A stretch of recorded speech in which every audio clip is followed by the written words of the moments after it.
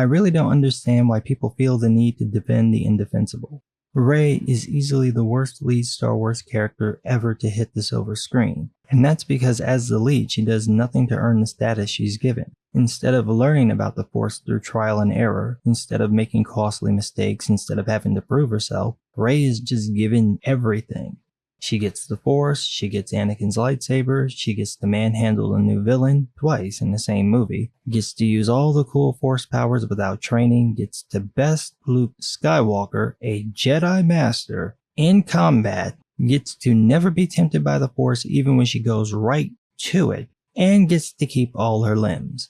There's nothing that makes Rey interesting or unique. She's simply a Mary Sue, but the woke left just have to defend this character. I mean, they don't, not really. If they had any desire for good, not great, just good storytelling, they'd have to admit the character is completely overpowered for what appears to be politically motivated reasons, i.e., she's got the vagina. But the left just has to deal in their heels, and then talk shit as they do it. Like this article from Comic Book Resources titled, Rise of Skywalker Prequel Proves Rey is a better Jedi than Anakin or Luke. Excuse me while I go and get my steel toe boots.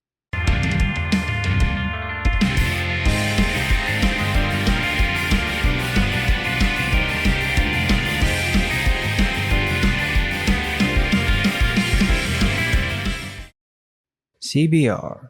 If you're not pushing the whole Spider-Man is gay, I mean bi because I said so narrative, or posting trivia lists where people who just discovered comics last Tuesday explain to comic book fans shit they've known for 2 decades, then you're defending an uber Mary Sue. From the article, written by a guy who apparently hates Star Wars, quote, one of the most divisive points of the new Star Wars era is Rey's depiction as a powerful Jedi.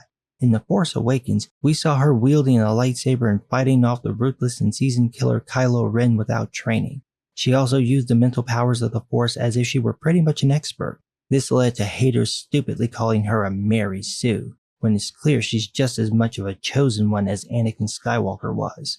First of all, obviously you don't know what Mary Sue or chosen one means. Allow me to mansplain. According to TV tropes, a Mary Sue is, quote, exceptionally talented in an implausibly wide variety of areas, and may possess skills that are rare or non-existent in a canon setting. She also lacks any realistic or at least story-related character flaws. Either that or her flaws are obviously meant to be endearing.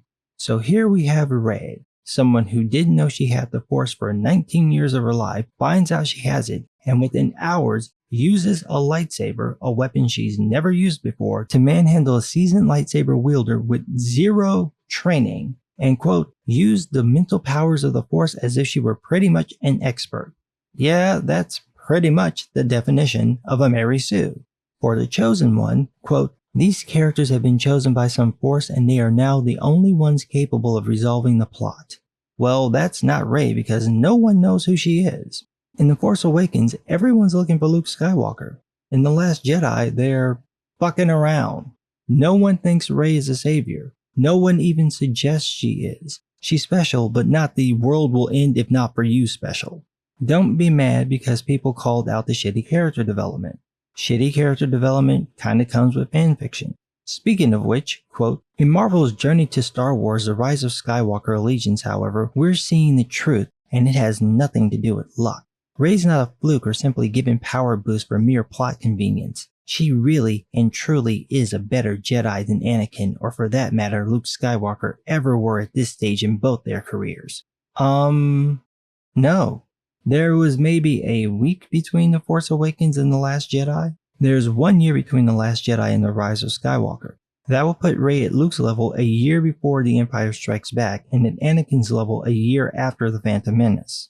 Anakin would have had legit Jedi training for a year, so even at 10 or 11 years old, he'd have been a better trained Jedi than Luke or Rey. Luke basically had to go on what little Obi-Wan taught him on the Falcon before he died, so he's figuring things out on his own. The films don't touch on Luke's training during that time, but the Expanded Universe books do, and he manages to do quite a bit with only a little training. Rey, on the other hand, didn't receive any direct training. That shit that Luke did on the cliff doesn't count, and it's only, 10 minutes long anyway? So for Rey to figure out how to use Jedi mind tricks, force pushes, levitation, and learn the lightsaber without any actual training makes zero sense in context. It looks like she's overpowered for mere plot convenience. It's even worse when you make all three of them the same age. Luke would be training with Yoda at that time, and Anakin would be facing off against Asajj Ventress. At that point, the most competent of them is Anakin. He's had a decade of premier Jedi training at the main temple, he's skilled enough in the Force that he gets visions of his mother's plight, and he's skilled enough in sword fighting that he lasted longer against Count Dooku than Obi-Wan Kenobi, and he defeated Asajj Ventress. Like John Boyega said, if these three got into a fight, Anakin would beat Rey and Luke with little effort at the same time. He knows more about the Force than either of them. Hell, the children, younglings, Yoda was training, knew more about the Force than Rey or Luke. Rey is overpowered. Get off it. Oh, but Kathleen Kennedy's lackey won't be deterred. Quote, "We must remember Luke had a mentor to start him off on Tatooine in Obi-Wan Kenobi, who ironically mentored Anakin along with Qui-Gon Jinn in The Phantom Menace. So he had more training than Rey. In fact, Anakin had an entire Jedi Council overseeing things, one he could rely on if need be, even after Qui-Gon Jinn died. So he had more training than Rey. As for Luke, as he progressed, he also had Master Yoda to train on the swamp planet Dagobah, continuing the cycle of masters and apprentices. So he had more training than Rey. Are you starting to see a fucking pattern? Both Luke and Anakin had more training in the Jedi arts than Rey at the same time in their lives. Anakin had half a lifetime of training. You admit this. You're disproving your own argument. So what the fuck is your point? In other words, both of the Skywalker soldiers got hands-on advice and experts to show them the way at various stages in their Jedi life. Rey doesn't have this luxury, which is what makes her meteoric rise all the more impressive. No, it doesn't. It just shows that the writers did a terrible job of writing because it defies all logic within the context of the story. Look at it like this. Anakin is born from the Force. If anyone should have instant access to Force powers, it would be someone willed into existence by the Force. But he doesn't.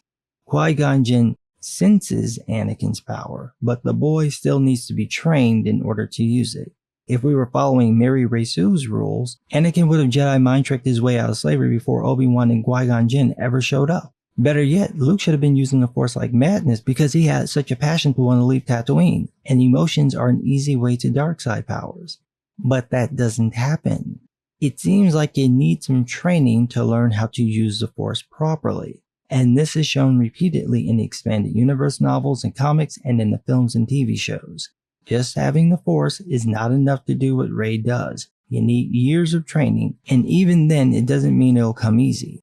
Luke trains on his own after Obi-Wan dies, and at the beginning of Empire he can still barely pull the lightsaber to him using the Force.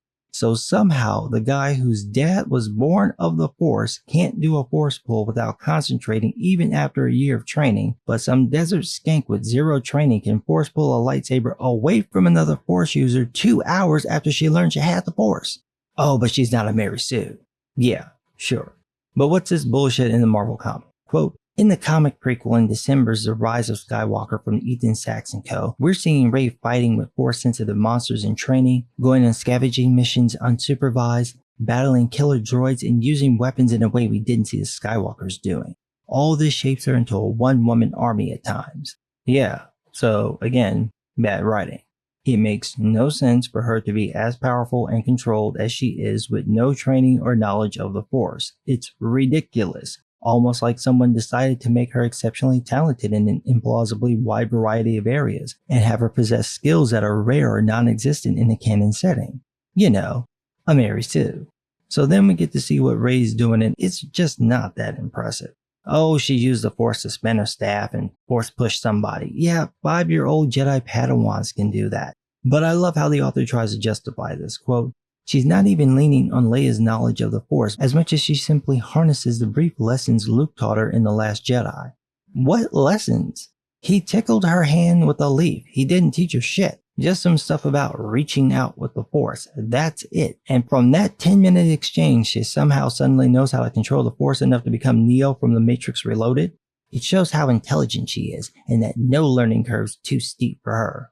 Again, that's the definition of a Mary Sue, but keep trying to claim otherwise. You're doing a great job of skull fucking your own argument. And now we get to the obligatory reach around. Quote, in fact, all she has is sacred Jedi text from Octo, which means without translators or a curator to guide her, her feats and progression are all the more impressive. So she's figured out how to study the teachings of text she can't read. What do you do? What do you do with this? It's just proof positive that Rey is the biggest Mary Sue to ever exist.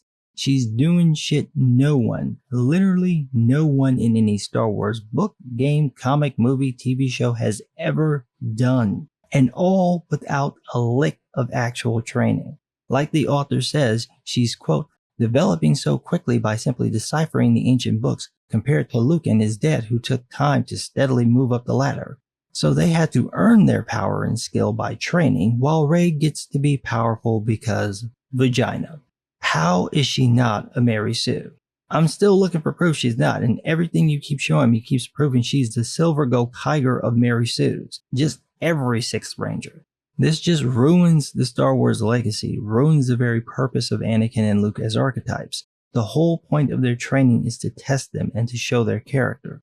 Both of them fail, and both fail by doing what they consider to be the right thing, saving the ones they love. Luke learns from his failure. When faced with losing his friends again, he doesn't just rush in like before. He plans. He thinks. He loses control in his final fight with Vader, but gets it back. Anakin, though, makes the same choice as before, save his woman, and ends up turning to the dark side as a result. What challenge does Rey face? What tough decision is put in front of her? Both Anakin and Luke find out that the people they trusted most lied to and misled them.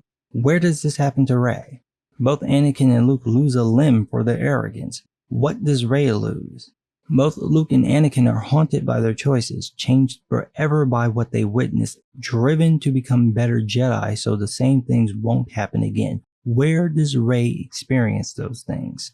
Instead of having to work for her power and see what she must sacrifice in order to obtain it, she's had it all along, and quote, the fact that Leia is letting her do things on her own sums it up. She trusts Rey and knows she's a talent, the likes of which the galaxy has never seen before. But there's no talent there, just lazy writing. You've got a character who never has to work to get anything. All the right people love her, even her enemies at least want her. You're basically applauding a princess for being a princess. No, there's no achievement there. There's no heroism there. And that's why people hate Mary Rey Sue. But what do I know? I'm just some guy.